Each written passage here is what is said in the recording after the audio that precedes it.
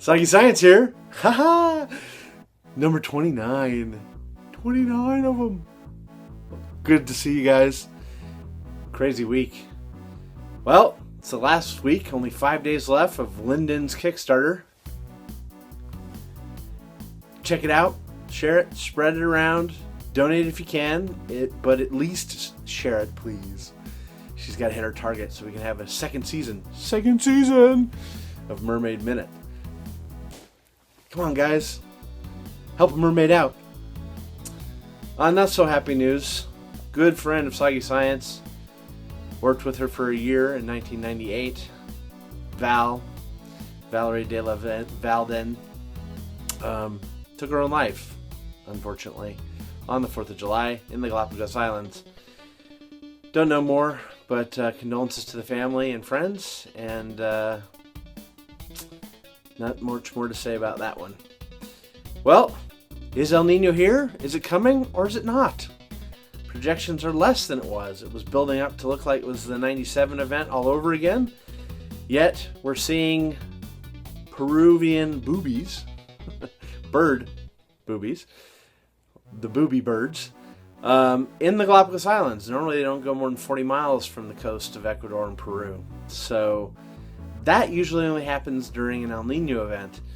Who knows?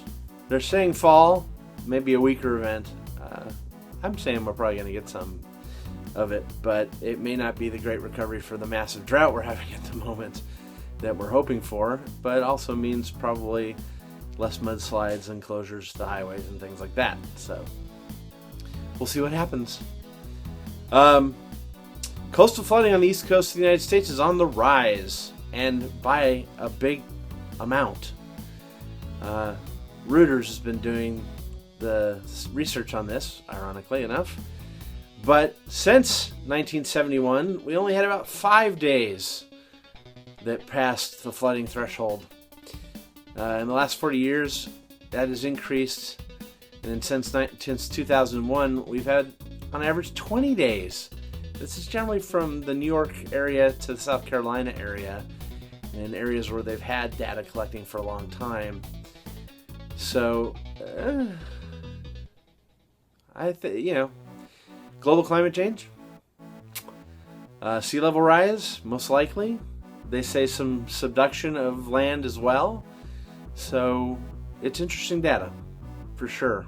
And it means more difficulties for local governments, issues with insurance, lots of issues with mitigation in the future for FEMA type efforts. So we'll see. Hopefully we can get on this and help stem the tide of damage and some issues before it ever even happens. So we'll see. Lake Erie, they're projecting green slime again.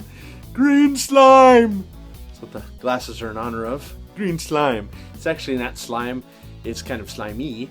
It's a toxic algae, cyanobacteria basically, a blue-green algae, mainly due to the runoff. And they'd really corrected it quite a bit, but then the farmers kind of adjusted around 2000 how they fertilize their fields, and in the summer it puts a lot of nutrients in the water, and they get these algal blooms. So it's not supposed to be as bad as it was in the last couple of years, but it's still much worse than it was even 7 or 8 years ago. So I think it's time to look at some runoff in the Great Lake area. It was a lot colder this year, so it means it's coming later, but it's definitely due. So another algal bloom.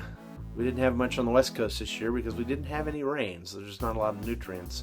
If we have El Nino, you can pretty much count on big algal blooms next spring. We'll see. Not so good note in the Mediterranean. We reported on the bluefin tuna catch being caught very quickly, which could be a good sign. But it really appears over the last 20 years that fish stocks in the Mediterranean are on the decline. So it's been fairly steady. It does speak to the need to have better management probably. And it appears that more juvenile fish are being caught. So it looks like they're going to have to adjust things to allow those juvenile fish to breed at least once. But it's not a good sign. So more work is necessary. It also doesn't mean that the bluefins are back just because last week we had a good catch. But it's encouraging. So hopefully some things are moving in the right direction there. Nicaragua has approved the canal, competing canal to the Panama Canal, and it's a big one. It's a $40 billion canal. A Hong Kong company, HKND Group, has gained the approval. It's going to go through Lake Nicaragua, which is the largest lake in Central America. Invasive species, anyone?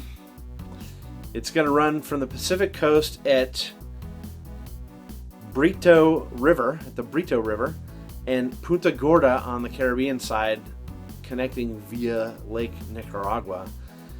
So, probably not the best environmental impact for Nicaragua. Commerce-wise, I suppose it will help them. Competition for the Panama Canal? Who knows? It certainly isn't going to leave it pristine or untouched by any means. Anyway, better news. San Diego, huge anchovy boom to the likes of millions inshore. It's crazy. People thought it was an oil slick. An oil slick? No, it's just fish. And they got some great video off the Scripps Pier. So, what luck for an Institute of Oceanography at Scripps at the University of San Diego, the University of California, San Diego. And students and researchers were able to film it. So that's super, super neat.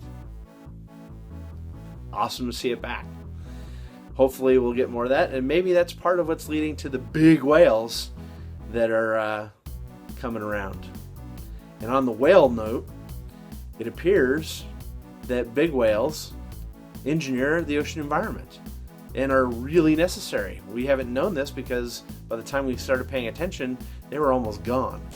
But as they're beginning to come back, we're seeing that they're bioengineering the environment because they dive deep to feed and they eat a lot, and then they bring it up and they poop in shallow waters where they're breathing on the surface. And all that poop brings iron and other nutrients up from deeper depths. So we get what's called trophic mixing. And they really begin to engineer the environment. So they think that as much as they feed on fish, they're probably going to help and are already helping produce more fish. So for those of you out there who are against whales, not a lot of us watching this probably, it's probably going to help the fishery in the long run. Yep. Kind of true. Yep. But we'll see how the evidence comes from here. Mars. Not the planet, the ship.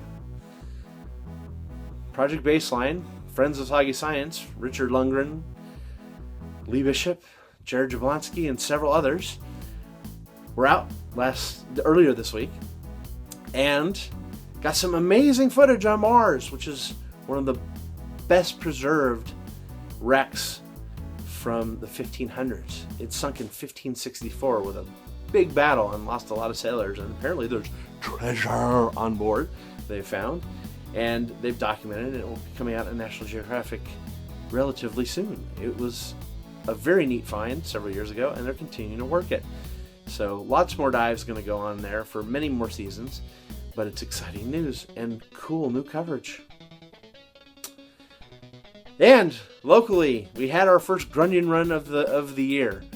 Not a lot known about grunion, really, because it's not a commercial fish, but they breed by coming up on shore at super high tides at the new or full moon, and they run for about 3 days at a time, and they come a couple times during the summer months of every year. And they've done one last few days, around last weekend. And Karen Martin of Pepperdine University in Malibu is the foremost expert on this. And she says they're probably not doing so good this year. They go out after they lay eggs up on the very high tide line, and it hatches about 10 days later when the next high tide comes. And then they go out, and a year later, over that year, they mature, and they come back and they breed at the same beach that they were born at. But we don't really know where they go. And they're really little. So to satellite tag them, we're going to have to get really little satellite tags. But we haven't done that yet. So interesting science to be done there. Because it's not a commercial fish, they don't really track it. So cool, interesting story there. Anyway, guys, have a great week. It's been awesome. Send your suggestions, follow along on social media, subscribe, and get out there, get in the water, find some adventure, and get soggy.